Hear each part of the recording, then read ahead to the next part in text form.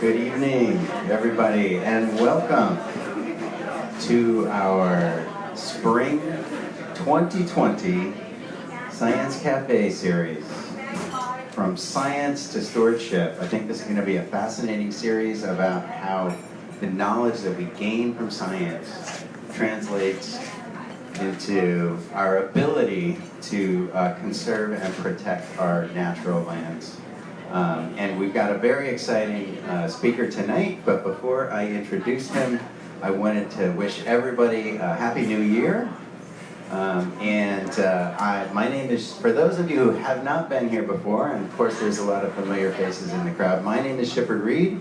I work at the Flandreau Science Center and Planetarium at the University of Arizona. If you haven't been to visit us lately, please come by. We've got great science exhibits. We've got a really cool sharks exhibit. We have amazing planetarium shows.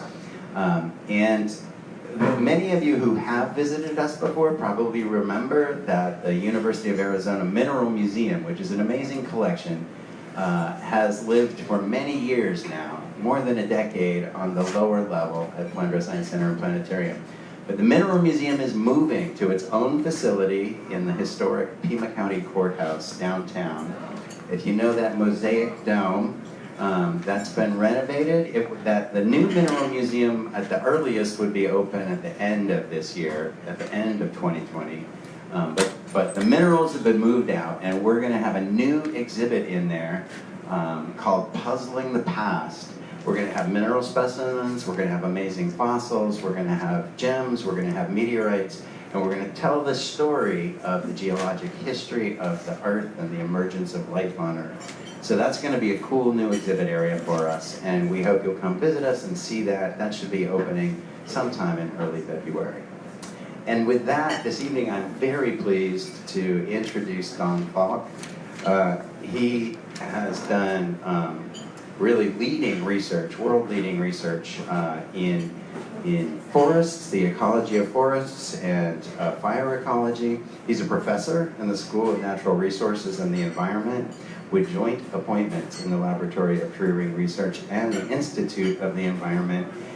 And he has accomplished so much in his career that it would take several pages, but a quick summary, some highlights, I guess. He was a delegate in the 2015 UN Climate Summit in Paris. He started and now leads the university's degree option in global change ecology and management. And he has received numerous awards for his work and his teaching. We are honored to have him here tonight and excited to hear what he has to say. Please give a warm welcome for Don Falk. Thank you. Thanks for that very kind introduction. Is the sound level all right for you back in the room and not too loud in front? All right. So I was thinking on my way over here that just in the last year, I've given addresses at a couple of national conferences. I spoke at the Royal Society in England. I just spoke twice at the Chinese Academy of Science. But I think speaking at Magpie's Pizza maybe qualifies as my favorite venue, like all time. Which reminds me, the perfect combination, which reminds me, Dawson and Shipard, I forgot to ask you to order me a pizza for when I'm done. Yeah, veggie. So thanks everybody for coming out. I'm going to try to make this interesting and provocative because I really want to hear from you. But I'm going to lay down some ideas that have to do with the resilience of forests in our rapidly changing climate. We're going to intersect with wildfire. We've got a few active duty wildfire firefighters here. Thank you guys.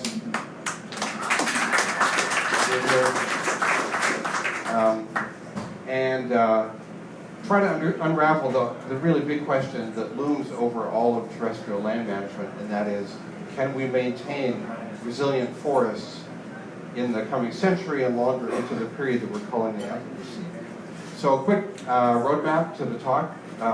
We'll just talk a little bit about forests and wildfire under current and emerging climate.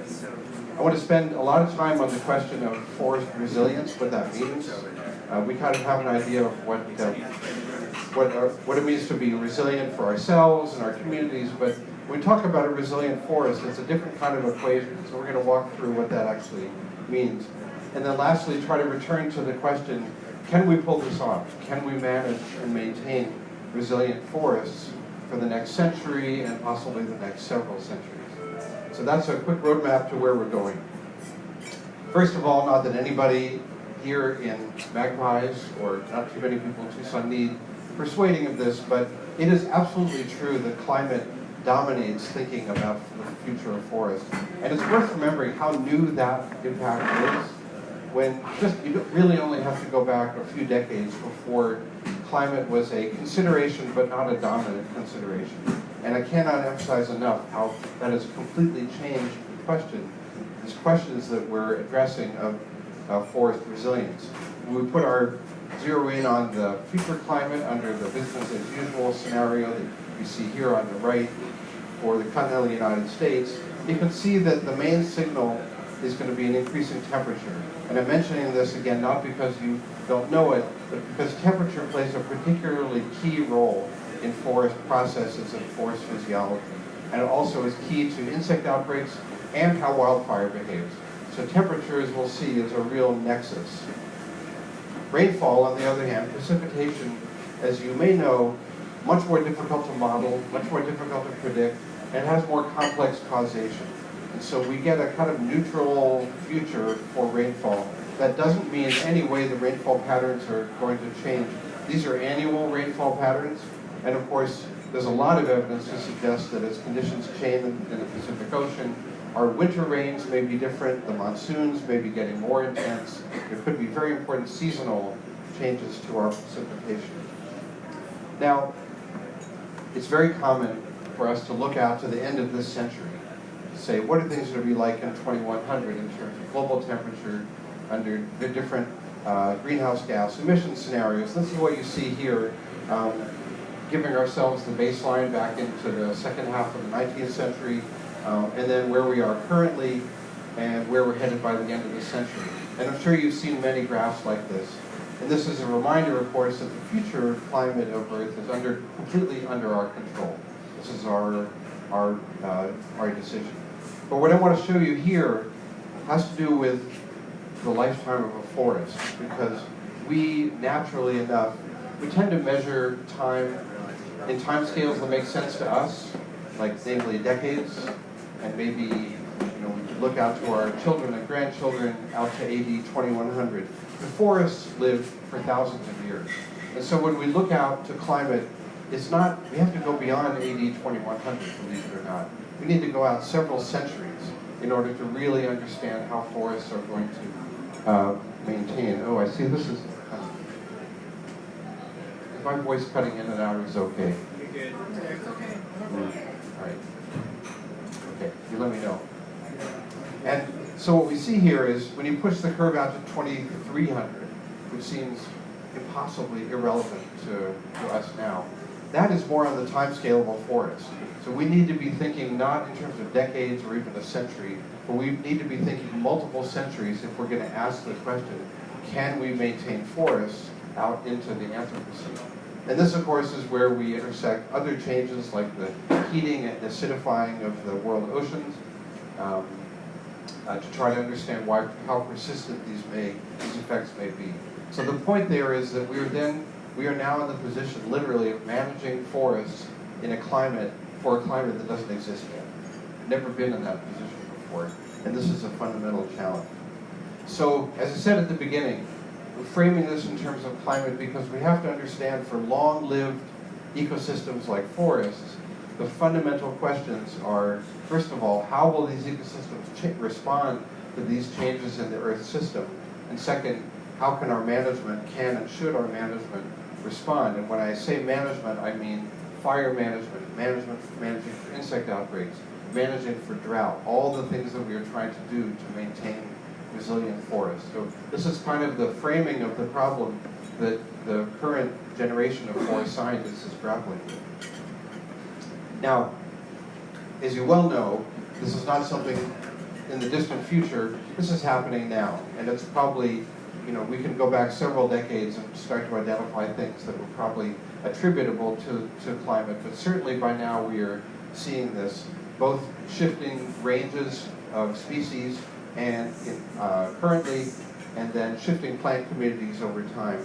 So on the left, this is a very common modeling exercise where we work out the climate envelope for a given species, and then we ask, where is that climate going to be 100 years ago? And then that would show you the range, presumably, of that species at that future time, if the species can get there. And of course, if it's a plant, we have to have dispersal of seeds and successful generations of seedlings. If it's something like a desert tortoise, it's a little more problematic because there are a lot of barriers in the way that they can't necessarily cross. So these kind of maps are really just a kind of null hypothesis about where forests and species might shift to. And we have to make a lot of assumptions about that. On the right here, then, this is the range of a very common species that many of you have probably seen, southwestern white pine, Pinus strobiformis. And as you can see, it's very widespread in the Sierra Madre in Mexico. It's probably going to lose that range by the end of the century and possibly find some places to live in the north. So species are already beginning to shift their ranges in response to changing climate, as they have done for millennia. But the stressors show up in other ways. When you look at a picture like this, it seems kind of neutral, like, oh, okay, everything's just sort of sliding to the north. It seems like a kind of adaptive process. But the way that actually happens is that existing populations die, and new populations have to be established at the leading edge of that range. Well, that's fine for widespread species like ponderosa pine or Douglas fir. It's not so good for other species like giant sequoia, which is now undergoing its first major mortality episode, just been documented this year as a result of drought stress and insect attack. So, how many of you have been in Sequoia Kings Canyon National Park? Okay, good. So, you know what it's like. It's just a magical experience to be there. It's extraordinary reverence for these long-lived trees. This is Lazarus, ironically named, 2,000-year-old tree that just died within the last year. And it was a combination of drought stress and then insects which often attack drought-weakened trees. Now the problem with giant sequoia is that, of course, they're not just going to pick up and move. I do an exercise with my class asking them, well, how would you solve the giant sequoia problem? Because climate is shifting away from where the species lives currently, and these guys live 2,000 to 3,000 years. So the options are pick them up in a giant, piece of machinery and move them, or abandon the existing trees and just concentrate on planting new ones to the north. None of the options are very good. Or setting up a giant shade cloth with watering systems over the big old trees. These are the kinds of options that we're facing for giant sequoia. And I mention this in passing because big, long-lived trees like this are really problematic in terms of surviving that 21 to 2300 AD period. So that's the climate stress alone, a snapshot of it. The pressure on species to relocate, and a lot of that being expressed as we see it by mortality. The Sierra Nevada right now, in the southern Sierra Nevada, they do an annual aerial survey of tree mortality. About 7 years ago, the numbers in the southern Sierra Nevada was 100 million dead trees. This year's survey is 148 million dead trees. Even in a range the size of the Sierra Nevada, that is a lot of mortality. So the mortality is kind of, if you will, the trailing edge where forests have lost their resilience. I shouldn't really give this away, but obviously I'm going to paint a really bleak picture at the beginning and then we'll dig ourselves out of it, right? Okay. So that's a theatrical device. Okay, but we're not done making things worse because next we need to add wildfire. The difference between climate and wildfire is that climate, as we've seen, is expressed over decades, maybe even a century. It's a kind of slow ratchet. Things are gradually just getting harder and harder for them to survive, and the weaker individuals may die, and others may hold on for a few decades, but eventually it affects everything. Wildfire can do the same thing and more, literally overnight. This is the Las Conchas fire. Any of you guys on Las Conchas? Okay. So this fire burned 14,000 acres in its first night, burned overnight, and it was causing fire effects like this overnight, which is unheard of. This is supposed to be peak afternoon burning effects, and instead this was a giant fireball that rolled down Cochiti Canyon. And as you can see, took out not only all the trees, but it destroyed the soil, destroyed the hydrology. This is a steep slope area that the day before this fire was a beautiful old-growth mixed conifer forest.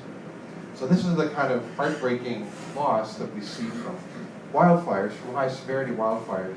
But when you compare climate and wildfire, you have to say, well, climate is everywhere, fine. Wildfire is just, here and then there, and does it really add up?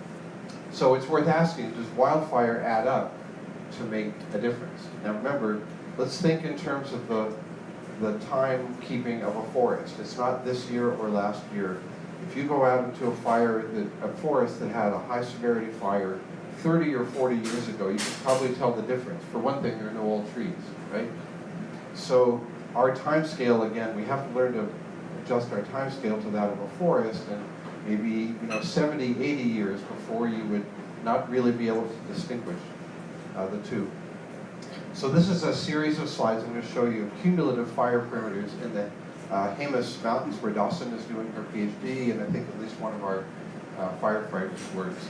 So the Jemez Mountains is a gigantic volcano that blew up during the Pleistocene. You can kind of see the rim there. And these polygons are the fires that burned in that decade. So you can watch the decades. So these are the fires from the 1970s. Now we're going to add fires in the 80s. So not too much. The 80s were wet and cool, kind of a quiet period. 90s, things started to heat up a little bit. What did we have starting in the early 2000s? What was our climate? Yeah, that was the beginning of the 2000s drought, which we're still in. And right. Anybody remember what fire this was? That's the Cerro Grande. Our national plutonium reserve is right there. So it could have been a lot worse. Then there's the 2011 Las Conchas fire, a real black dragon at the landscape scale. And then there's the 2013, here's your fire, right there, burned up on the top of Redondo Peak. So you can see that just in from 1970 to the 20-teens, right, just a few decades, probably about half of the forested area, excluding the valley bottoms, that is, and the desert grassland, about half of the forested area in this large northern New Mexico mountain range saw a fire. So even though it didn't, in any given year, your chance of standing on a place that would be burning was low, when you take this cumulative approach to fire, you see that the fire effects are really, really adding up. So that's one mountain range. We could do this exercise for any place you want. But let's ask, how about for the continental United States? So here, it looks kind of pixelated. Well, all the dark pixels here and the red ones are areas that have had fire since 1983. So a slightly longer time frame. We're just simply adding up all the areas, mapping out all the areas that have had. And I promise you, if you go back to an area that had high severity fire in 1983, you would still know. There would be no old trees, there would be soil effects that are still recovering. And we see this in some surprising places too. Here's Alaska. How many of you have been to Alaska? Whoa, you guys are way more ready to travel. I have never been to Alaska. So this is the boreal forest zone, as you know. And here the same deal. The fire polygons are going back to the 1950s. Is that clear from where you're standing? It just looks like pixels. Can see it? Yeah, okay. So these are all the fire perimeters in the boreal forest in Alaska. since 1950. North is tundra, south you get into the maritime forest, right? But take a look at that. You know, that, like, Don, can you tell us what does boreal forest mean? oh, I couldn't tell you what boreal forest is. How long do I have? So, Western United States, if you think about forests, they're all considered temperate in the temperate zone. As we go south into Mexico, there would be subtropical and tropical forests. These are sort of the big dominant biomes on the planet. As you move north, or poleward I should say, it happens in both hemispheres, you leave the temperate zone and you move into a zone called the boreal zone, which has much deeper winters and a completely different suite of species. There are a few that are shared, but it's the coldest forest type. After you leave the boreal forest, you're in tundra, which is treeless. There are shrubs and grasses, but no trees in the tundra. So this is cold, snowy, wet forest. I mean, this is a huge area of wetlands, and it's just so surprising to see that more than half of that entire boreal forest of Alaska has had big fires since in the last 60 years, since 1950. And so there again, what we have to conclude is that the cumulative imprint of fires, maybe it's not exactly as space-filling as climate, but the wildfires are covering a lot of ground, and our projections are they're going to cover a lot more. I'm not going to go into detail, but this is a modeling study we did a couple of years ago looking at trends in annual area burn. And the redder colors indicate the areas where our models project an increase in the area burn over what we've already seen. So everything I've showed you so far is the historical record back to 1950, or in the case of the continental United States, 1980s. This is moving forward into mid-century under a mid-range climate scenario. And the point being is that we're going to see even more fire than we have already.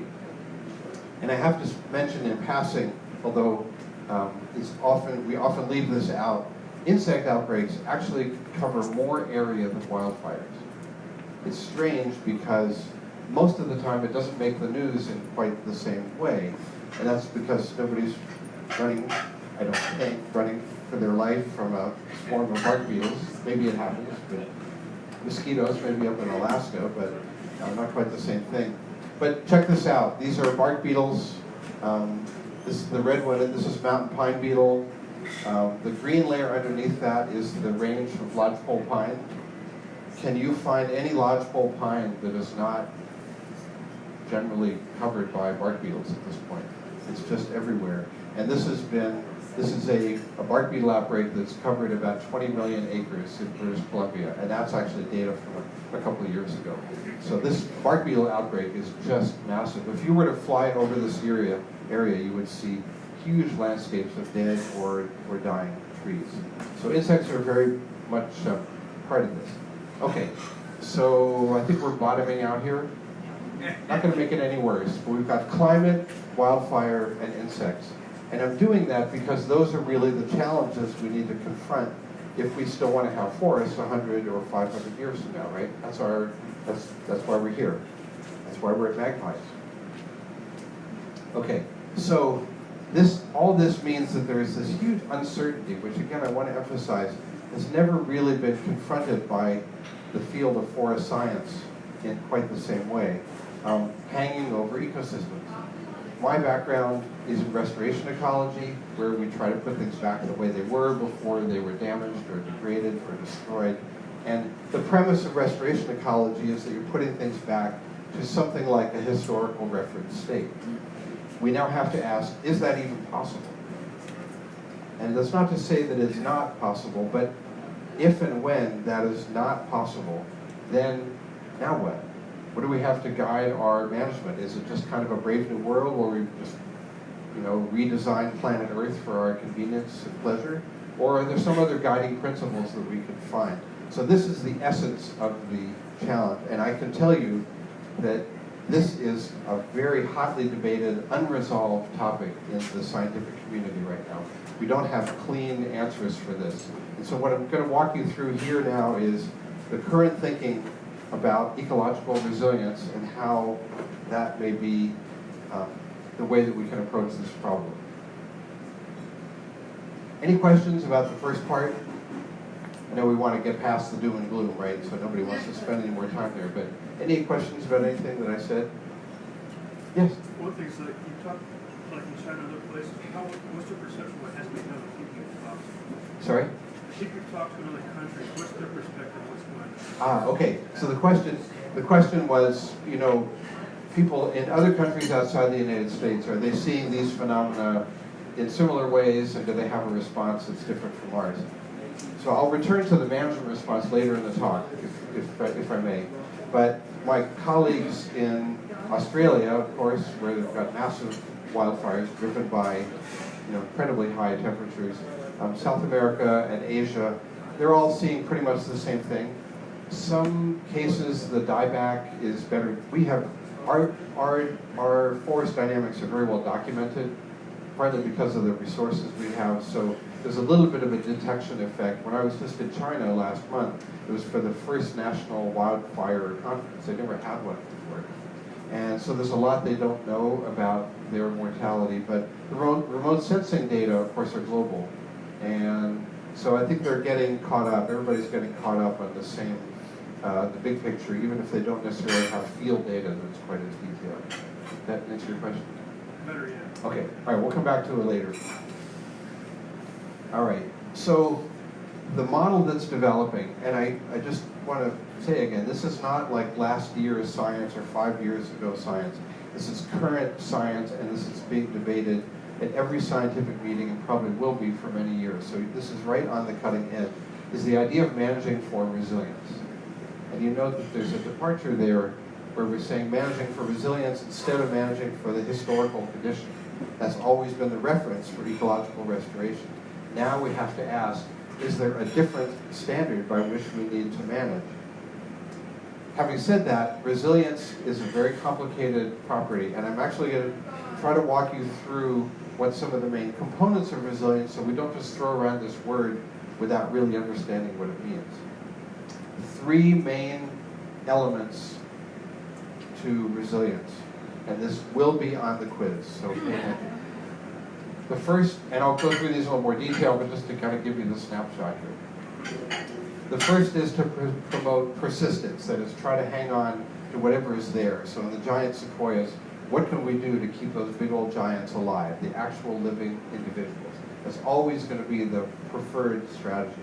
Where that fails, say after a wildfire, promote recovery back to the community that was there previously. So we have a mixed conifer forest, it burns down on a fire. The first option would be to try to put back that same type of forest. So far so good, and this would not really be terribly controversial, but the problem is that recovery is failing also in many cases. And now we have to look to this third phase, which all the action is right here.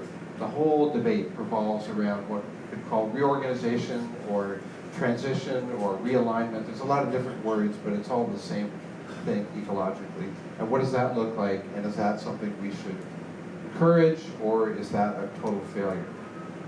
It's not a good sign when you can't tell the difference between a positive failure and a positive outcome and a complete failure. And yet that's where we are with this last phase.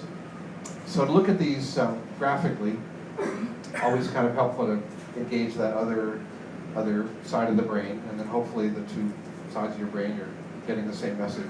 So we can look at these 3 components sort of graphically. Just imagine these are some environmental axes. It's just kind of state space. And, ooh, I jumped ahead one. Okay, so here's our starting point. In every case, this little yellow box, and you can see if we have like a minor disturbance, that it comes right back to its starting point very, very quickly. And the poster child for this would be, say, a forest in a tall grass prairie, or for that matter, many grasslands. Grasslands love fire. They evolved with fire. It's a 5 million year old love affair between grasslands and fire and herbivores, actually. It's a love triangle. Maybe the oldest love triangle in the world. But they bounce right back. And so a fire in those areas, you don't have to worry about resilience, at least from a point of view of fire. Maybe a slightly longer cycle would be, let's say, a fire in a conifer forest.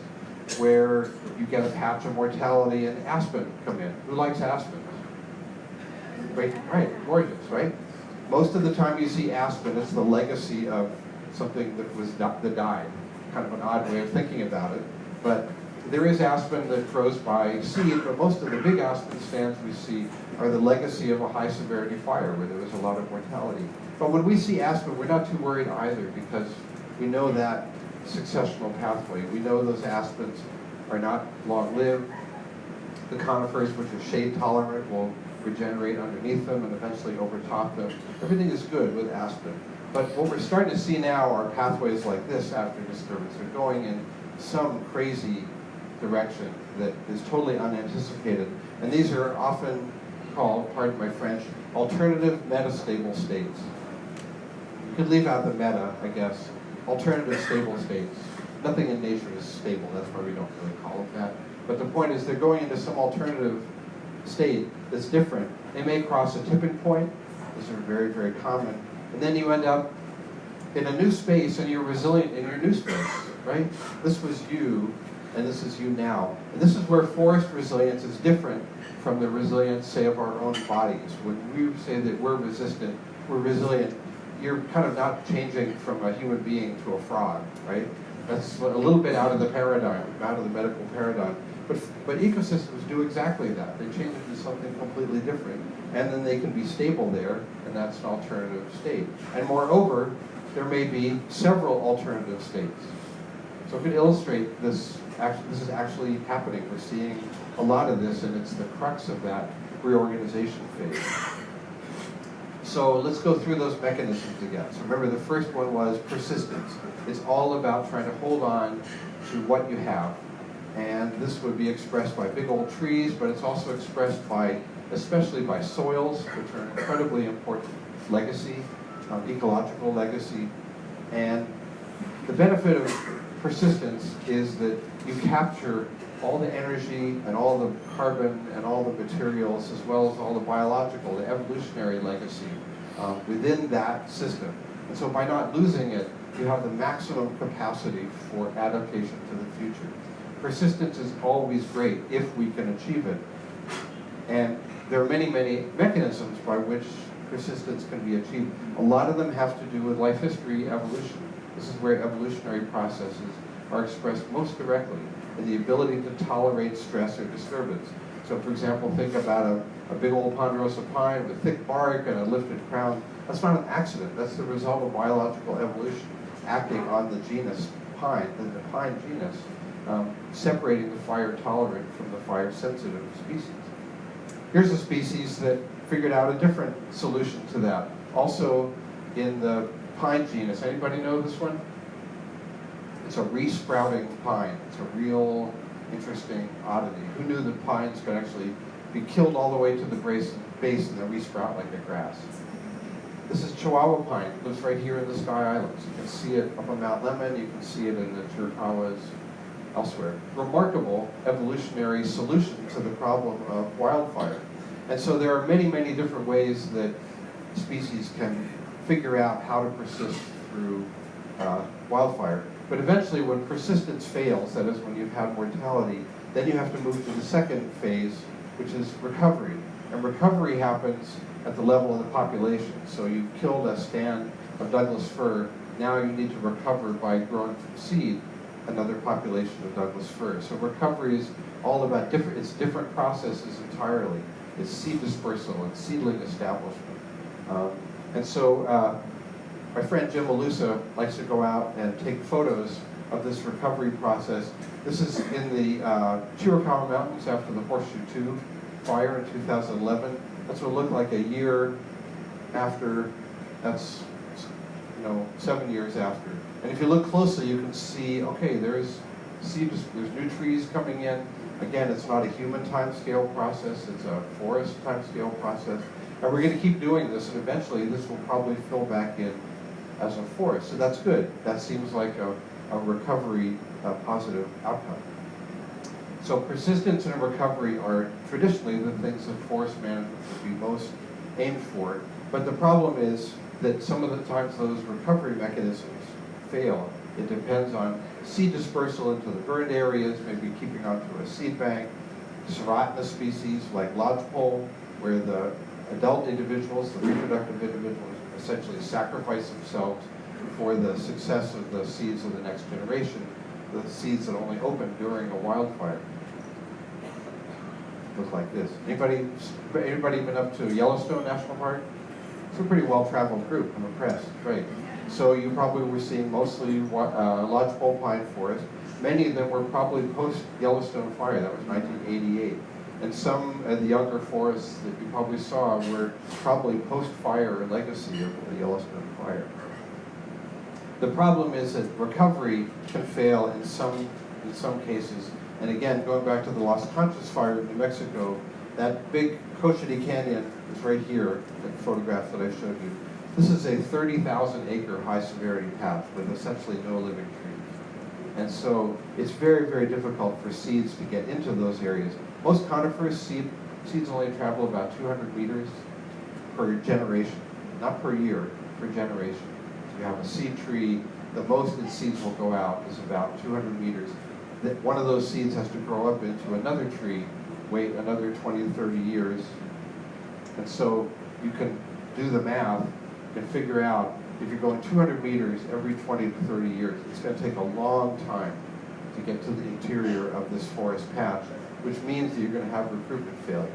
So this brings us to this reorganization phase. Firefighters, fire ecologists see this all the time. The immediate post-fire community is very different. This is Ceanothus in central Oregon.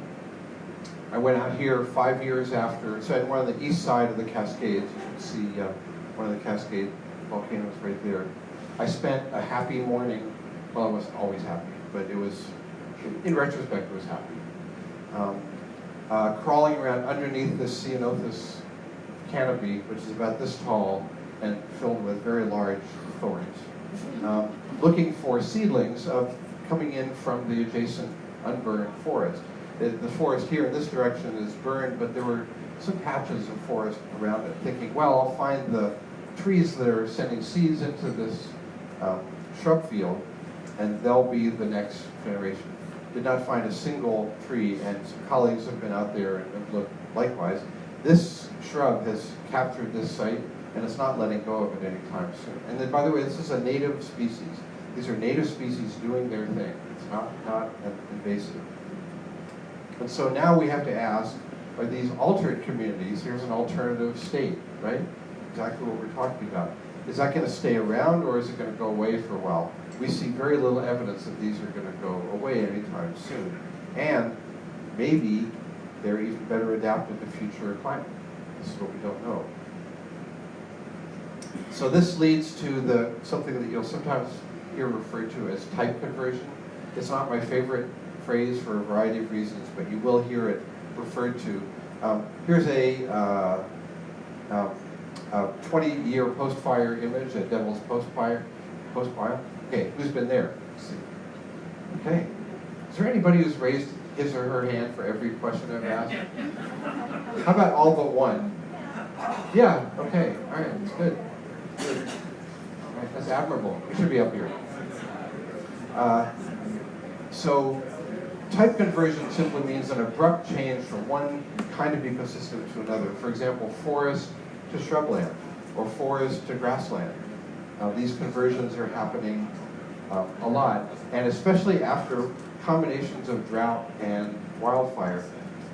Where native species are all involved, that may be fine. It doesn't seem like a huge problem, but there are some things that are lost. For example, carbon sequestration. A shrubland does not capture and store nearly the same amount of carbon as a forest does.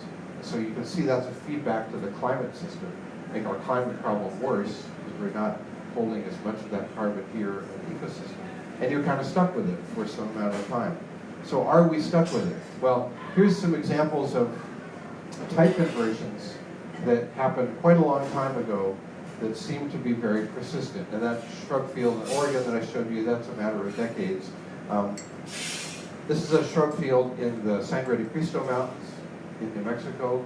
And a student of mine, Chris Gitterman, studied some similar shrub fields in the Jemez Mountains and found that they're more than a century old. They show no sign of any kind of senescence. There's not a single tree species in here. Gamble oak is super resilient, super drought adapted. It can resprout after fire. It's great wildlife for turkeys. Wildlife folks really love it. And so there's lots of reasons to believe that this whole hill slope, which was mixed conifer forest, is probably not going back to it in our current climate. It's kind of tipped into that alternative space, and it's going to stay there. This is an interesting photo pair from Southern California chaparral. Now, we all know that chaparral burns explosively every 30 to 50 years, and that most of the species are adapted to recovering after fire. That's fine. But when grasses, especially non-native grasses, get into chaparral, they start to speed up the fire cycle. So instead of having a fire every 40 years, they may have a fire every 5 to 10 years. And all of the dominant species in chaparral, like Adenostoma and many others, they're not anywhere near reproductive age by the time they're only 5 years old, and they don't really have the resources to resprout. It doesn't happen by magic. They have to save up the carbohydrates to enable them to resprout. And so you actually get a type conversion in the other direction from chaparral shrubland to grassland. If you drive from here to San Diego or here to LA, you'll drive through several landscapes that were chaparral that have now converted to grassland. So you'll notice here that there's a common thread that sometimes what happens is that you get a conversion and then fire plays this unique role of kind of locking that alternate state into place. So for example, in the Great Basin, sagebrush gets invaded by cheatgrass, creates a grass fire regime, kills all the sage, and you end up with a grass fire regime and a Great Basin full of grass, non-native grasses instead of native sage. And once you're down here, it's really, really difficult to go backwards because that fire regime locks it into place.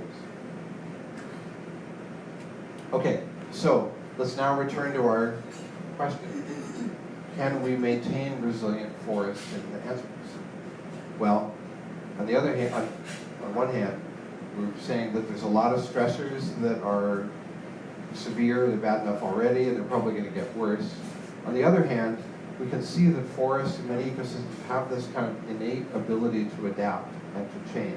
And it seems that part of the answer to this question is that it all revolves around whether we're going to try to force nature to stay exactly the way it is now, or if we're going to allow it to change. And if we can tell the difference, if you will, between good change and bad change. So the non-native invasion of chaparral, definitely a bad change, right? But the gamble oak conversion in New Mexico, where it's all native species, maybe that's just the kind of thing that we should not worry about so much. I did a paper a few years ago looking at how the word resilience is used in federal fire policy and forest management policy, and it was quite an interesting exercise. I wrote this up for the Arizona Law Review. First and last time I'll ever write for a law journal, I promise you that. And it's, resilience is used in the 2012 and later planning rules, which are the guiding documents for our national forests. And they throw around resilience as a kind of, this is our new standard. That is actually great. That's a very good thing. Except where you go to how do they define resilience, and I promise you, it is just hopelessly vague. It's really not defined at all. It's whatever you want it to be.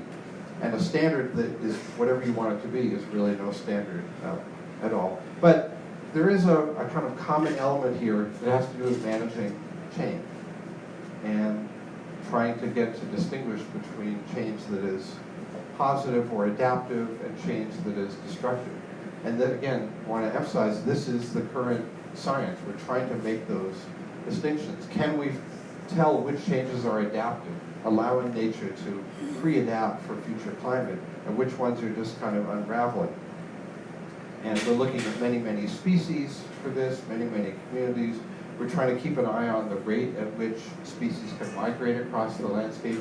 There's a thing called climate velocity, which is really interesting, and if you haven't run across that, you should look it up. The idea is how fast does climate move across a given landscape. It's usually expressed at continental scales. Because it turns out that some species will be able to manage the climate velocity, even in the current century, not too badly. then others are, their dispersal abilities are really constrained and they probably are not going to be able to keep up. So we have a lot of analytical tools for doing this kind of work. These are two of the programs that we use to try to ask a what-if question. We'll take our current vegetation, current climate, run a climate scenario.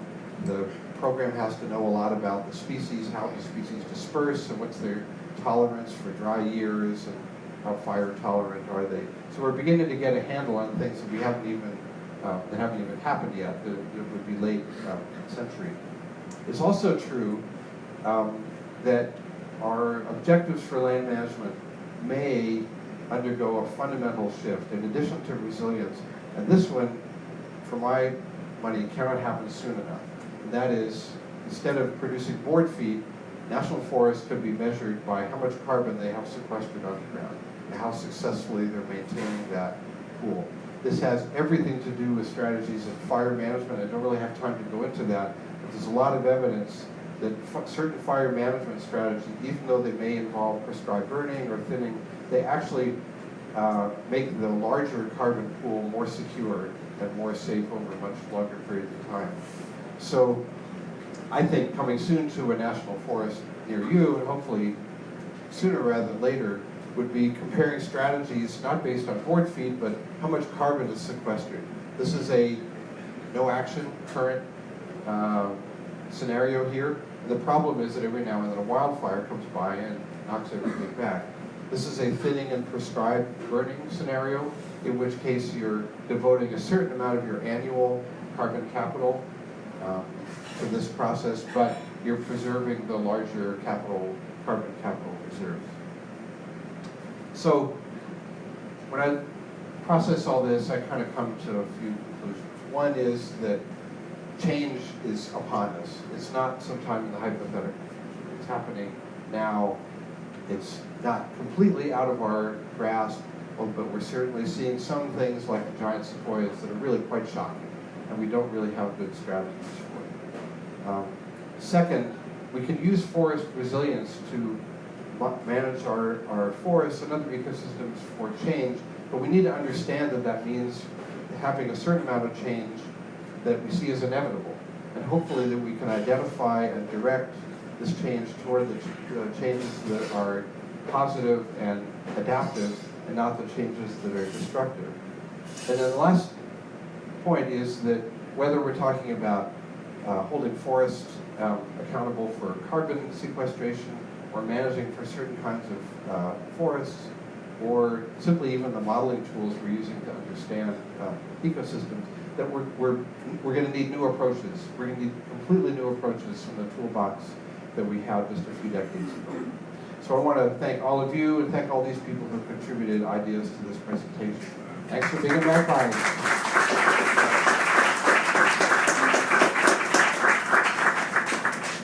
Thank you so much. That is a lot of fascinating information to digest, and I'm glad there's some hope at the end. As those of you who have been here before know, this is where we get to ask questions, and if you'll raise your hand, I will bring the microphone to you so that everybody can hear the question that's being asked. And I'll do my best to get you in the order that I see the hands go up. So I saw a bunch of hands go up out here. And we'll all hear the question when it's asked, so we understand what the response is about. And Shepard, I think my pizza is my honorarium, right? Your pizza? Yeah, we've got it. We've got the honorarium is paid in pizza. A pizza cooking for you. All right, here's our first question. So I'm wondering, with the fire damaging forests so severely that they can't recover with species there before, is that a recent phenomenon, or can you find that historically? Yeah. Shipper, do you want me to repeat the question if they use the mic? So No, I think everybody hears it if they use the microphone. If there's a question and you don't quite hear it, just raise your hand and I'll repeat it, make sure everybody hears it. So the question about whether this kind of irreversible effect following wildfire is something new. By and large, I would say yes. In the way that we're seeing it expressed now and the scale at which we're seeing it, we think that it's new. Now, you know, how far back can we really see in the paleoecological record? Tree rings get us back a few centuries, maybe with bristlecone pines, a few thousand years. The pollen record gives us a deeper time view of wildfire. But one thing we can look at is the signature of these big tipping point events, like an area where there's no old trees, or an area where the species composition is completely different. So far, except for very small patches, we don't see evidence of this kind of landscape scale type conversion that we're seeing now. That doesn't mean, for example, at the end of the last ice age, say during the Younger Dryas, when temperatures changed very dramatically in a matter of a few decades, that there wouldn't have been really rapid turnover in ecosystems the way we're seeing now. It's just that we can't see it in that kind of detail. So I would say two things. One is not a lot of evidence of this kind of particular combination. And the other thing is that this is happening on our watch. We're pretty much responsible for the changes in climate. So that's maybe a different perspective on it too. Thanks, that's a great question. And then, So Yeah. the question I have is that I live in a boreal forest. I'm up in Superior National Forest, way up there. Right. And we're seeing a lot of climate change, especially in boreal forest. But the question is that trees historically have moved. You can look at maps and you can watch trees move. Yes, they do. The challenge right now is climate change is occurring faster than the tree can change and move. The question is, what are your thoughts about intervention in that process? Because that's a really hot topic, so Right. I'm just curious to know your thoughts on that. So that's a great question. It revolves around that concept I mentioned earlier of climate velocity, where the climate is moving faster than the ability of some species to keep up. This kind of thing here on the right, this is the pollen record, indicating how quickly these certain species these are eastern forest species can migrate. So the question then is, well, when it's too fast for them to keep up, should we intervene? I'm going to ask all of you that question. Let's say we have a species, a keystone species, in some forest. And let's use forest because they're long-lived, so it's kind of more challenging to ask the questions. And the climate is moving too fast for that species to keep up. Should we collect seeds of that and drive them 200 kilometers to the north and plant them where the climate wants them to be? Or should we just let it die out? How many of you think we should just let them go? If they can't keep up with the climate, that's their problem. Okay, all right. Only one hard-hearted soul. And how many of you think we should intervene and try to help them move? Okay. So I have to tell you, you guys are much more compassionate than my students. My students would say, you can't keep up, that's your problem. It's the problem of evolution. So this is called, often referred to as assisted migration or assisted colonization, various words. And as your question suggests, it has been very controversial in the past. When I first started looking at that as a restoration ecologist, it was absolutely verbatim, verboten rather. That was just off the charts, because the idea of restoration was to restore things where they were, not move them to someplace new. Now, I would say with every passing year, we see greater acceptance of that kind of intervention to intentionally move species to keep them within their climate envelope. It's not without its detractors, but it's becoming more mainstream practice. And certainly where you see it first is with wildlife. You see wildlife translocations to help them get past a barrier, like a 12-lane interstate highway, right? Obviously, a barrier that we put in their way, and not too many people would object if you put a few desert tortoises in a truck and drive them over to the other side of the highway.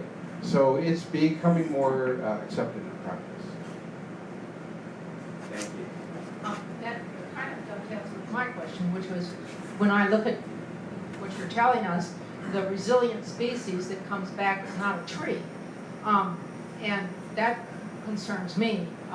So I don't know if we have to assist in order to continue to have trees at all. Yeah, so I'm a tree guy also, and I'm quite fond of them actually. And the idea of losing forest for turning into shrubland or grassland caused me a certain amount of pain just because of my own affinity. On one hand, we have to be careful not to let our emotional attachments drive these decisions. At a certain level, they need to be based on what the science tells us, what the ecology tells us. On the other hand, quite honestly, you can't get involved in things like resilience very long before you start making value judgments. It just is inevitable. There's no way you can avoid that. Because if you were going to say every species is the same as far as I'm concerned. If we lose trees, we go to grasses. That's fine because I'm not going to pick favorites. Well, then what will happen is the species that are already winning are going to continue to dominate, and that has some very adverse consequences like carbon as well as wildlife habitat, hydrology, and a lot of things that go on with that. So it's uncomfortable, I think, for a lot of us who try to follow science-based decision-making in land management to realize that we're getting into areas that are very value-laden. Good news is that that's not really all that new for ecosystem management. Values have come into play in land management since the founding of our national parks. That was very much a values decision, not just a pure science decision. But you're absolutely right. Our preferences, which means society's preferences, start coming into the decisions sooner or later. And although that's uncomfortable, I think it's probably inevitable. Thanks for that question. Have there been any situations where trees have come back? Yes, okay. So yeah, a good friend of mine, when I started talking about reorganization. So the question was, are there cases where trees have come back after, seemingly game over kind of wildfire and drought? And yeah, lots of them. A friend of mine, again from Western Australia, when we started talking about moving into that reorganization phase, he says, well, how hard did you try to put it back the way it was? And he's firmly committed to the idea that there's probably more recovery space than we see, that they maybe need more help before we should simply give up and say, okay, that's not going to be a forest anymore. And I think he's probably correct. Yeah. So historically, cattle grazing and logging have been two of the top priorities of our public land management agencies, and a lot of people would say those two activities have also led to the degradation of our forests. Is there any responsible way to go forward with those two activities? How much trouble am I going to get myself into? I don't care. I'm Yeah. serious. Yeah. Well, first of all, let's treat them separately. Let's talk about livestock raising and then timber production, because we probably shouldn't lump them together. They have different dynamics. So livestock raising, this is another story that I didn't nearly have time to tell tonight, but livestock raising is responsible for the first switch in the natural fire regime in the Southwest. And that's because prior to the introduction of tens of millions of grazing animals, fine fuels were present that allowed us to have very widespread, low severity fires. It's a kind of fire we don't see anymore. They're too easy to put out. But there was one factor in the 1880s and 90s, or even maybe the 1870s to 1890s, that caused livestock raising in the Southwest to absolutely explode. It was a technology. Barbed wire, that's so interesting. That probably played a factor, but it's not. I don't think that was the driver in the same way. The train. The train, railroads. Why were railroads important? That enabled us to take our cattle from Arizona and get them to the big markets, the slaughterhouses in Chicago, right? So we went from having a few hundreds of thousands of livestock to tens of millions. And there's no question that was a massive ecological effect. It includes destruction of the topsoil, much of the Southwest. We're not even aware that there's an entire organic horizon to many of our soils that's just missing because it dried up and blew away during that period more than 100 years ago. Is livestock grazing, can it be done sustainably in the Southwest? That would be a great topic for a Science Café. But I would say it would have to be done at much lower densities, much lower animal unit months, and possibly with different species and different grazing techniques, and possibly also associated with a trend toward eating less meat, which all of us should be doing. Right. Just looking to see what you put on your pizza. And then regarding logging, I just want to comment on that because it's often said incorrectly that, oh, the big fires are because we stopped logging. So if you're a timber company, do you want the trees that are this big around, or do you want the trees that are this big around? Right. Well, as any firefighter can tell you, it's not the big trees that carry fire behavior. Fire behavior is all about fine fuels, grasses, needles, small branches, small trees, because of their flammability and their responsiveness to ambient weather conditions. The big old trees are the recipients of wildfire behavior, but they don't drive it. And so the idea that by cutting out all the big old trees, you would somehow change the fire behavior is completely backwards. You're lowering the average crown base height, you're putting the remaining foliage closer to the ground, you're leaving a lot of slash on the ground. Many of the big fires in the late 1800s, which some of which killed thousands of people, were in previously logged areas that were burning through slash. So logging, I think, is probably not a culprit, but there is its angelic twin. Is that the opposite of an evil twin? An angelic twin? The angelic twin of logging is forest thinning, where you're leaving the big trees and cutting out the small ones. And that definitely does have a very positive effect on mitigating fire behavior. And so that's probably where those tools come into play. Thank you. Now we've got another one here, there. Hello. I live in Dunsmuir, California, 12 miles north of the Delta fire in Northern California.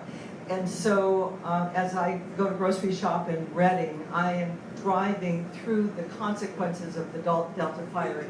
And one thing that I felt was missing that I'd really like you to comment is the human response to the wildfires. Because what we're seeing now with the Delta fire particularly, and the Camp Fire and all of the other huge ones, is that there is a rush to log.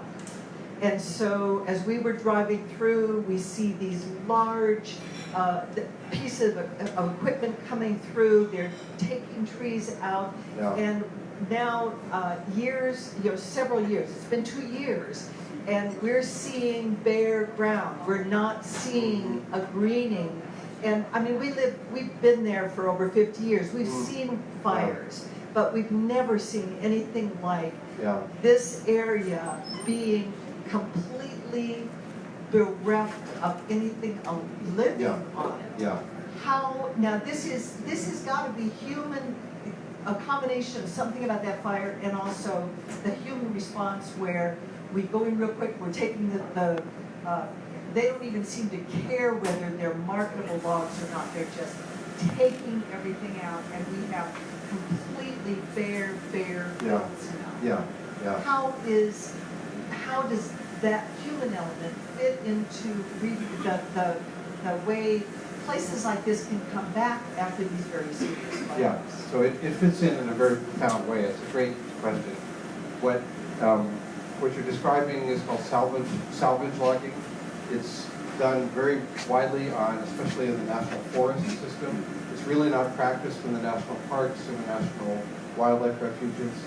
It's practiced on BLM land in areas, say, in Oregon, where they have forest land.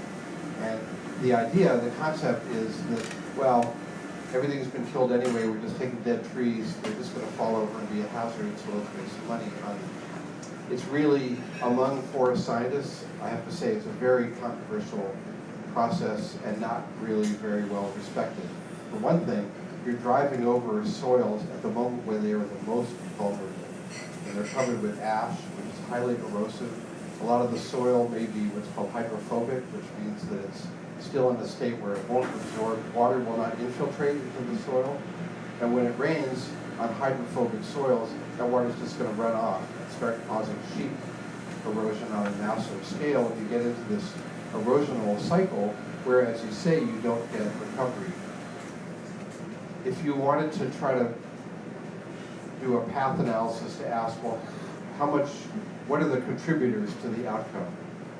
So this post-fire land management, instead of leaving it alone, or actually there are ways you can take a landscape like that and help it to heal more quickly by putting barriers that prevent the erosion of soil loss. But the fire severity itself, the fire severity we can usually partition into the effect on the vegetation, like the trees, but then also the effect on the soils. If you had to say, okay, we're going to have an effect on one of those and save the other in good condition, you always want to say, okay, I hate to lose the trees, but we need to keep the soil, because the soil is that adaptive potential. That is the recovery potential in any terrestrial ecosystem. So how much of what you're seeing, which is different from what you've seen in the past, is due to that land management response? I don't know, I can't say a fraction, but it certainly is a factor, along with fire severity. And then lastly, I would say, what's the climate during the period when the forest is trying to recover? Because let's remember, when I was showing the recovery process, that recovery phase, and there's a lot of mechanisms there, but one of which is, can a seed that's been dispersed survive? Seedlings are very, very sensitive life states. They don't have nearly the tolerance for dry conditions that adult trees do. Very, very vulnerable. And if you're during a drought period, if you have a fire right at the beginning of a long drought, you may have failure of recruitment just because the seedlings, even though seeds are being produced and dispersed, none of them are surviving.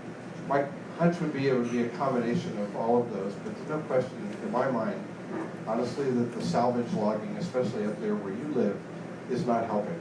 And it's probably making things worse.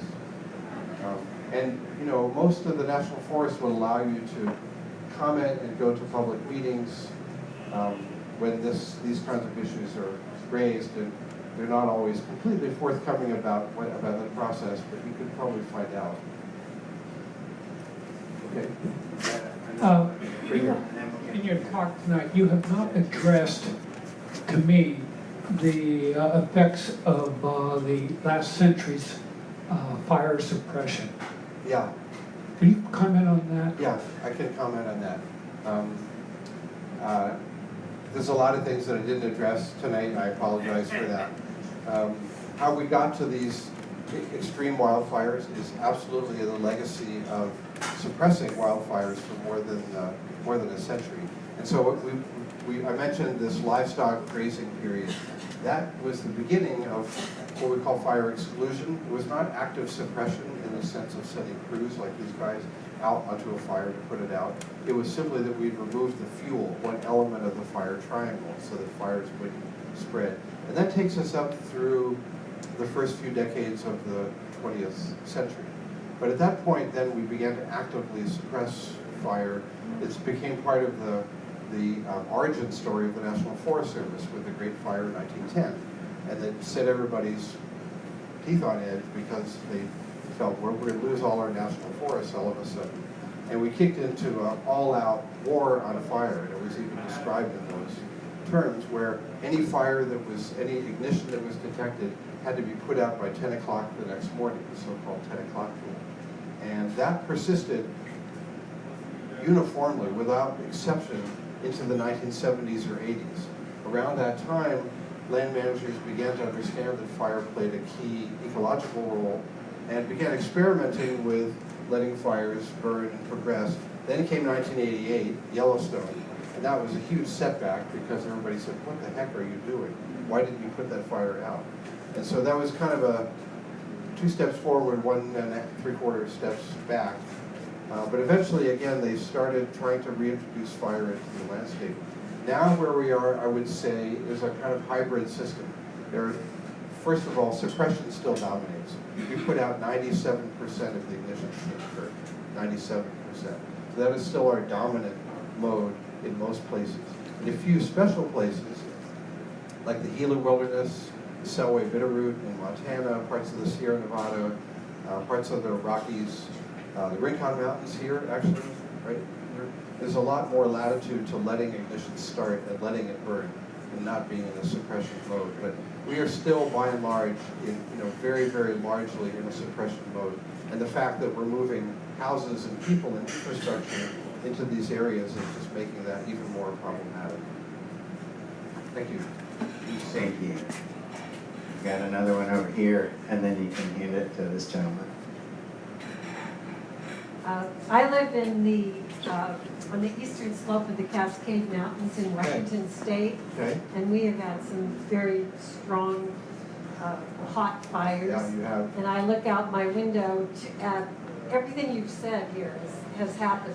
The bark beetle and the drought and the really hot fires that destroyed the soil and then the regeneration of the shrubs. And I was just going to ask you, because we do have firefighters that are floating from all over the country sometimes when we have it, and most of ours are lightning caused, but because of the condition of the forest, they take off. Yes. But I was just going to ask you about what they just asked about what your philosophy was on suppression, because sometimes the Forest Service, which controls most of the land around us, sometimes they let it go, and we have some real sharp mountains that are hard to get to, and they'll drop firefighters by helicopter, but it's dangerous. Yeah. And so sometimes they let that go, and then they try everything.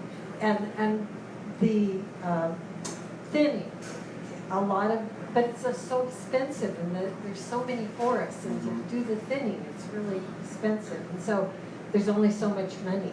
Mm-hmm. So I was just going to ask about your feeling about suppression, like what you thought, because there are a lot of houses that have been built in and amongst, so that's always something that they are trying to save the houses. Yes, yeah. So, first of all, I want to answer your question from the back, moving forward, about how expensive it is and why we don't have the money. I don't fully agree with that. Even if you just look at the federal budget, there's a lot of money in our federal budget. It's more a question of what we're spending it on than whether the money is there. And this applies to climate adaptation generally. There's some estimates that we would have to be spending, $2 to $5 billion a year to make the United States carbon neutral by 2050. Is that money we should be spending, or is that too expensive? Well, if you look at the costs of doing nothing, that expense would be dwarfed by the money we could spend now converting to electric cars and high-speed rail and all those things. The same applies to ecosystem management. We now spend $10 to $15 billion a year, billion with a B, on emergency firefighting. And as we all know, much of that, as heroic as it is, at best can slow down a raging fire if you don't want to put firefighters in harm's way, which the agencies are increasingly reluctant to do. More likely that the fire is going to be directed and channeled by operations, and then eventually it goes out mostly because of a change in fuels or a change in weather. That's $10 to $15 billion of direct costs, but that doesn't include lost economic losses, insurance losses, medical damage. If you add all those things up, the typical ratio is about 8 to 10 to 1. So if we're spending $10 billion per year on direct firefighting expenses, you can figure that the cost of the economy is about $100 billion a year. Now you put that alongside the cost of doing fuel treatments or prescribed burning, that all of a sudden starts to look like a really good deal. So that's the first thing I would say. We have to look at the choices we're making. In a very real sense, we have a land use problem, not necessarily a fire problem. I just heard a lecture by a friend of mine who works up in Alberta in Banff and Jasper National Parks. Okay, let's see about that. Banff and Jasper National Parks, been there? Okay, good. All right, keep it up. And they are doing prescribed burns, including some prescribed high severity burning on scales of tens of thousands of acres, hundreds of thousands of acres cumulatively over just a few years.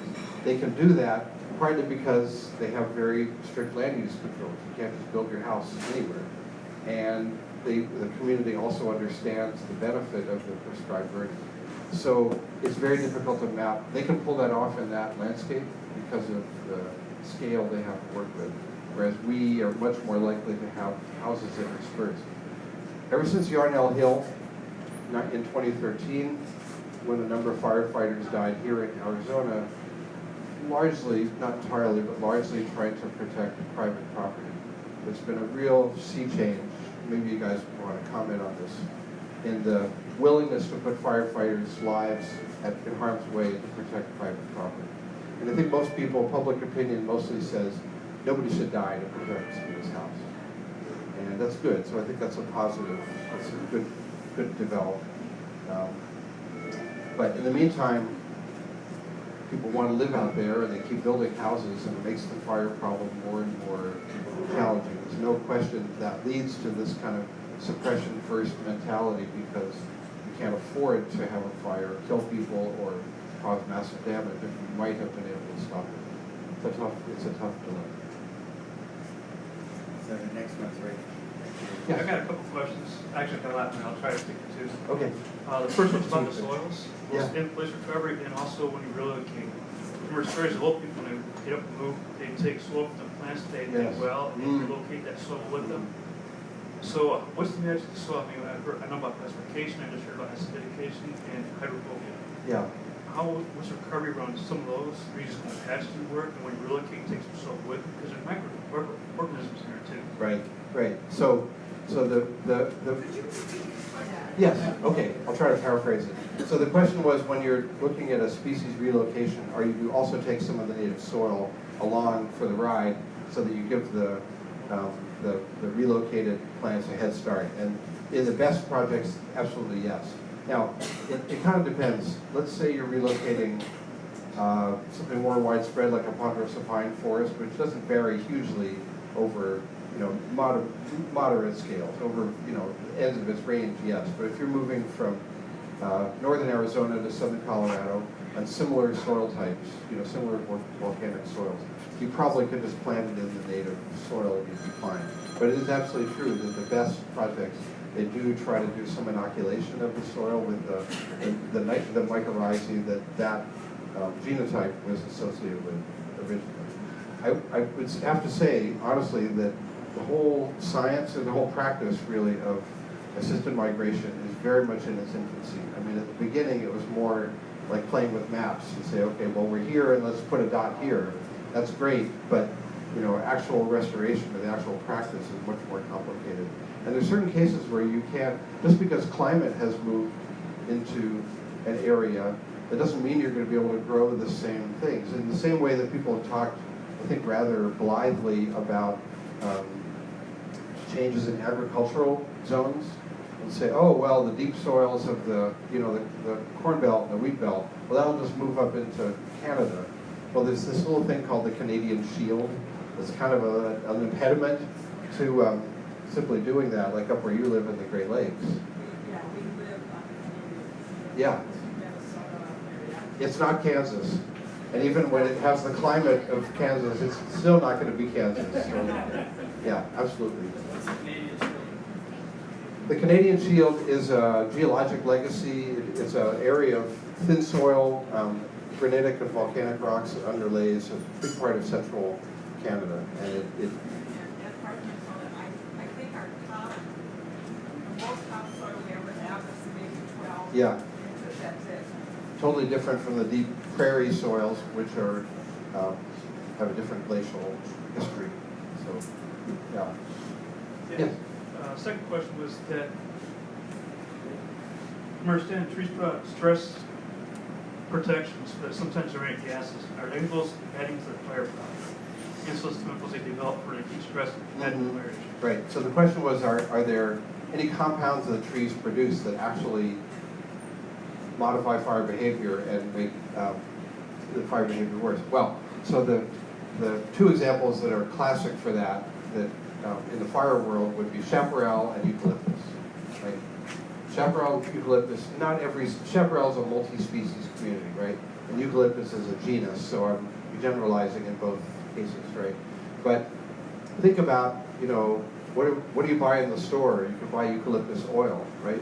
Eucalyptus produces a lot of what are called secondary metabolites that are mostly for insect, to deter insects, deter insect herbivory. And these compounds are very expensive to make for the plant. They don't make any more of it than they need to. But in both chaparral and eucalyptus, they make a lot of them, and they are in the form of volatile oils. So if you look at what's going to burn first, even before the cellulose starts burning in a leaf or a branch, those volatile oils are going to evaporate, and they're going to catch fire. And that's, in a word, why eucalyptus forests burn so explosively, because that volatile oily fraction just ignites, it explodes as a gas before the foliage even starts to burn. By the way, here's a quiz. What's the most abundant organic molecule on planet Earth? Carbon's an element, I mean a molecule.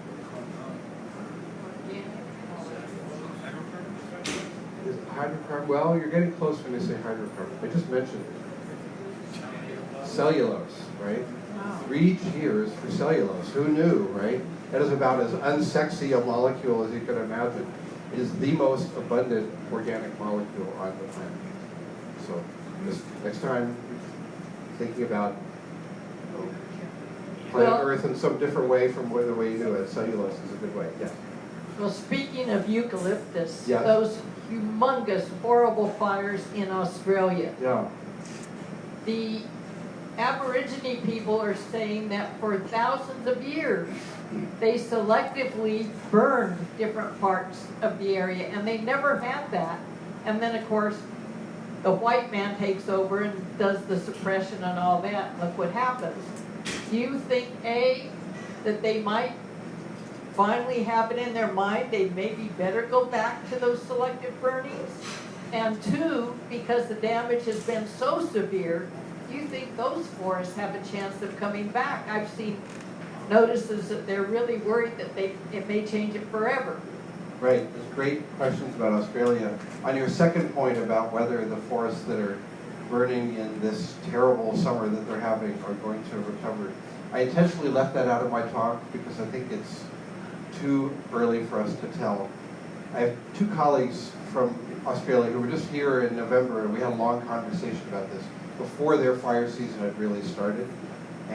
But we were talking about some of the fires that had happened in past decades, including in this same area, the Blue Mountains and near Canberra.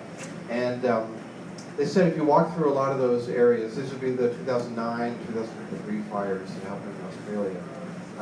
You can walk through a lot of those forests, unless you knew what to look for, you wouldn't even know there had been a fire. So eucalyptus forests intrinsically are very resilient to fire.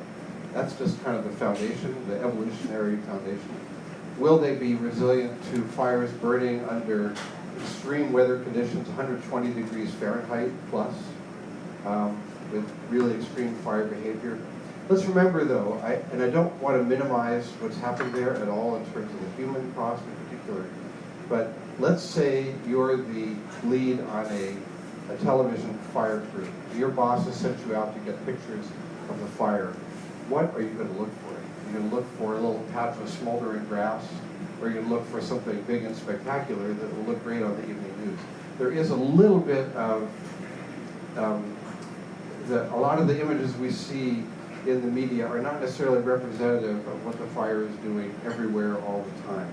They kind of go for the most spectacular stuff. Not to say that isn't real, not to say that isn't part of the event, but if in the end, most fires are burning at most about a quarter of the area at high severity, and the rest of it in moderate or low severity, or even unburned within the fire perimeter. So things are not always quite as bad as they would seem in the kind of immediate media reporting. Ask your question about Aboriginal fire management. I have several colleagues who work especially in northern and northwestern Australia, the tropical Australia, in Aboriginal burning practices. And there's no question that their practices are much more highly developed and culturally informed than ours are. And they have been doing it for tens of thousands of years. People have been in Australia for 40,000 years at least. In fact, possibly longer, depending. If some of the oldest cave paintings in the world are in Australia. Okay, here's another one. How many of you have ever been to Lascaux to see the cave paintings in Lascaux? Okay, I finally got it. Okay. Well, I haven't either, but but just saying. The oldest cave paintings, I can't pronounce the place name in Australia, but it's 26,000 years ago, and it's the most beautiful cave art. I mean, it's just heartbreakingly beautiful color, and there are pictures of horses and all kinds of things that are probably extinct in Australia now. But they were using charcoal, which means they had mastered fire.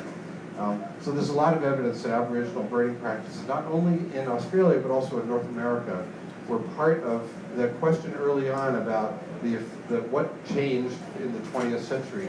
And we have to add, and I neglected to mention, the extirpation of First Peoples in North America meant the end to those indigenous burning practices were probably part of what was keeping forests sustainable for a very long time. We got another one here. Hi. So I was curious, humans are notoriously bad at for fire suppression or like drinking milk that's a little expired. We're just really bad at predicting what's going to happen far out in the future. And also, so natural systems tend toward equilibrium. Human systems seemingly don't. My question is, how can we be sure that any decision that we make in regards to sort of adaptation or assisting ecosystems aren't just a product of the same thinking that got us in the mess that we are today? Right. Well, the quick answer is we can't. We can't be sure of that at all. It's the people who are, for example, opposed to assisted migration, right? They view that as a slippery slope. Like, oh great, you're sticking your foot in it now, and you're going to own whatever change happens. Lots of examples of that. Buffalo grass. Everybody's loved buffalo grass, right? Yahoo! That was an intentional introduction. It wasn't an accident. It was an intentional introduction for grazing and for erosion control with unanticipated consequences that originated from ignorance about what buffalo grass and fountain grass and other grasses like that would do. There are many, many cases where we've seen those unintended consequences, try to do maybe the right thing and ignorantly making things worse. In fact, I would say the large majority of the invasive species that are really problematic are the result of an intentional introduction. Unfortunately, for some invasive species like, say, tamarisk, the current favorite solution is an imported beetle that feeds on tamarisk. And I know my friends who do that kind of work say, no, I really won't, it's not going to, it's not going to eat anything else, just tamarisk. And maybe we'll get lucky and that's true. I would say the record shows that we screw up more often than not. But I also want to contest your original contention that natural systems tend toward equilibrium. I would say they don't. I would say they are all, because for one thing, climate is always changing. Climate is a non-stationary point. If you went through a period of very, very stable climate, it's true that ecosystems kind of converge toward an optimal adaptation in terms of energy use and species composition for that.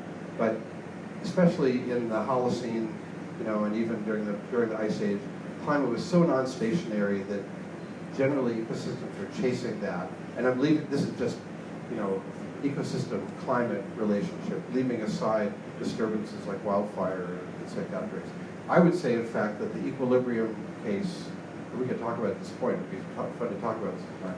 I would say that the equilibrium case is an exception. That most of the time, ecosystems are actually recovering from a perturbation of one kind or another. That's just an interesting point. Yeah, thanks for the question. Yeah. Any other questions? Yeah, here. How many of you have been to the Valdivian rainforest in Chile? Oh, no. You've been there. All right. I thought I finally could think of a place I've been. Yeah, southern Chile, in temperate temperature. Beautiful, isn't it? Just heartbreakingly beautiful. Okay, that was a nice try. As far as carbon sequestration, as far as the climate velocity goes, does it look like we can store enough carbon in trees Ah. to be an issue? Yeah, Be great, solution? great. I will answer that question. I would drop a hint to the organizers. Last one. Oh, okay, that's great. Yeah, yeah, that's a huge topic. But here's the short answer. This thinking only came of age during the 2015 climate summit, where I had the good fortune to be a delegate. It was finally in the record through the work of the IPCC and the technical groups. They were able to quantify the role that ecosystems is playing in keeping carbon out of the atmosphere. So basically, ecosystems absorb about 1/3 of all fossil fuel emissions every year. That's how much good they are doing us. The other 2/3 is causing warming and acidification of the oceans. But it's a very large fraction of the total picture. And conversely, moving forward, if you look at what it's going to take to keep the planet below a 2 degrees C temperature change, managing and retaining and restoring forests is about 15 to 22% of that solution. That is to say, you cannot keep Earth under 2 degrees C without the contribution of forests through the overall strategy. So there are programs like reducing emissions from deforestation and degradation. It's called RED+. This is a program that's focused in carbon sequestration in the tropics, where a lot of carbon sequestration happens, but also, as we know from Brazil and Indonesia, a lot of very terrible, massive loss in forest area. So would forest be enough to do the job? Of course, if we really put our mind to it. If we decided this is our highest priority, and we spent money that we're spending, not to say wasting, on other things, absolutely. You could restore the forests in Brazil. You could restore the palm oil plantations in Indonesia. You could do a lot to try to bend that curve down by capturing carbon in terrestrial ecosystems, and it would be not enough on its own, but it would be part of the big picture that could succeed. Thank you, Bolsonaro. That's right. Yeah, well, this is, Bolsonaro is an illustration that political wins can have real ecological consequences, very lasting ecological consequences. And that brings us to the end of Science Cafe, because the questions ran right to the end of our time. It's now after 7:30. And so that was a wonderful cafe. Thank you so much. See you.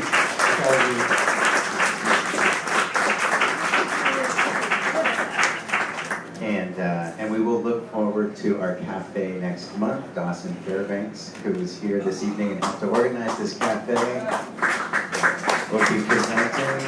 For those of you who are visiting from out of town, check out one of these Arizona Science Adventure maps that are in the outreach rack just back there. It talks about all the cool science things you can do around town. If any of you would be willing to fill out one of our survey forms, we would very much appreciate it. I've got forms up here. I've got pens up here. You can grab one. It only takes a few seconds. And with that, thank you and good night, and we hope to see you next month. By the way, I need to mention that next month Science Cafe will be on a Thursday, so that it does not conflict with the College of Science lecture series at Centennial Hall, which is going to happen on consecutive Tuesdays. So next month we're here on a Thursday. You can check the website for all the information about the Science Cafes. Just Google Science Cafe Tucson or University of Arizona Science Cafe, and you'll find out all the information. Thank you for being here. Thank you. Have a good month, and we'll see you in February. Thanks. I have a question. We were talking about somebody got, I think it's, there are lectures weekly or something? There are not lectures that planned a week. There's every spring there's something called the College of Science Lecture Series, and that happens in Centennial Hall, which is a great. Yeah, I know that you know one. that Yeah, one. and there's another one coming up too. That's like 3 or 4 2-hour something science things. Talk about 3 different professors. That sounds like something I should know about, and I don't. It's on the front page of the newspaper, like an ad or, something like that. That's Both not of those the lecture together. series? No, it's something new. I've never seen this before, but it goes Wow, from I like gotta 6 to 8, figure that out. 4 times, 3 different professors. Yeah. Right. Wow. But If I gave you my email, would you? Yes, yes. All right. So So there's nothing regular in One of the best ways to find out, if you go to, it used to be Institute of the Environment, they have a weekly e-newsletter of the dirt. And the College of Science has a newsletter. Okay. And that would have all the information, but I'm puzzled because I don't recognize, that's not on my radar. Okay. And the people I work with, I would think it would be on my radar. So I'm like, who's putting that together? And maybe what I'll send you, you already know about. Why would I not know about Yeah. it? But, I'm way behind my newspaper, so I still have them, so I'll go look. Okay, thank you. Yeah, you're welcome. Thanks for asking. you don't happen to have a brochure with the Science Cafe schedules? They are not producing a brochure Okay. this spring. They So are I have to producing. get out my mic. They are going to produce a rack card that has a list of all the different science cafes and the dates. But to see more information, you'll have to go online. Okay, because for this fall, I got the schedule online, and it was like minuscule print when I printed it out. Oh. Very hard to read. Yeah. They have, with so there's a lot of transition happening in the College of Science. The website is getting overhauled. It may appear Maybe bigger. it'll be better. I don't know. I hope so. Okay. But the schedule is up there with the descriptions of each cafe. Well, this was very fortuitous that we came here tonight for dinner and found this. This was wonderful. Oh, you guys weren't here originally for the cafe? Well, no. Oh. No, Well, that's great. had not Welcome. yet seen this semester's schedule. Yeah, wow. So, All right. but thanks for finding a place for us here. This was You're this welcome. was really great. Yeah, This was really it great. was fascinating. Okay. Thank you. Thanks. Yeah, I remember you. I'd like to get people close first. Just like we can do it right now for a Science Cafe's house event. You mean, could you like request a science cafe, like a one-off cafe?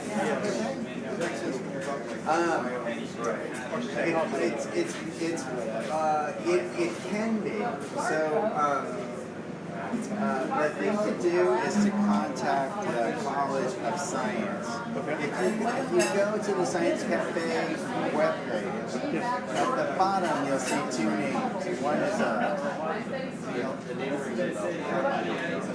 One is Aaron Dealey, and one is Colin, but I'm forgetting Colin's last name. Anyway, you scroll down to the bottom and it says, for more information, email these people. And if you have like an event that you would like to have a science cafe for that event, is that what you're describing?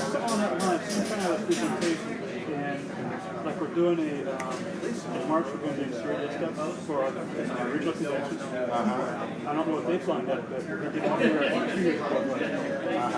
But I mean, if we get a gathering like that, what would it take to get that to happen? Just email them and set the scenario and see what things That would be the first step. So yeah, that would be the first step, and then they would be trying to figure out somebody who might, like a researcher who might align with what you're asking for, and then they'd have to go to that researcher and see if that person would be willing to do it. one thing to stop on those Oh yeah. Okay, I can do that. Oh gosh, I'm realizing. Excuse me. Where's it filmed?